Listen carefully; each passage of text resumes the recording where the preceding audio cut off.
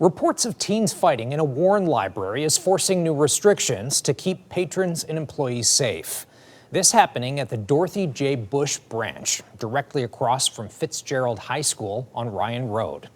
The Warren Public Library closing the branch Monday through Friday between 2:15 p.m. and 4 p.m. from now until the end of February. 7 News Detroit reporter Brett Cast visited the library tonight, speaking with one library trustee and residents who witnessed the violence to learn how it's affecting their community. Well, Warren police say they're getting called to the library parking lot nearly every week for fights that are happening. It's gotten so bad to the point that the library is now closing its doors every school day around the time that school gets out.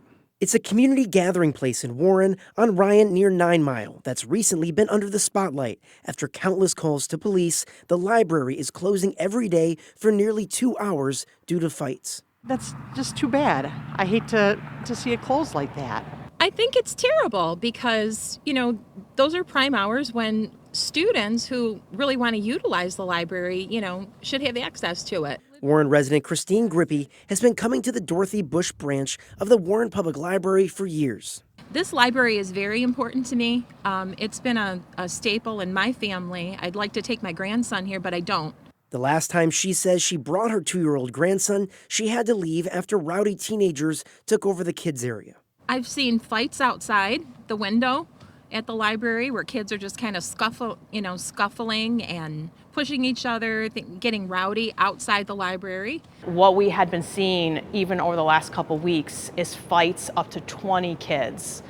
And that just puts everyone in a very unsafe situation. Lori Barnwell is Warren's treasurer and a trustee on the Library Commission, which recently voted to close this library branch from 2:15 to 4 p.m. every school day, around the time Fitzgerald High School, right across the street, lets out. We want to work with students. We want them to feel welcome at the library, but not at the expense of other people's safety.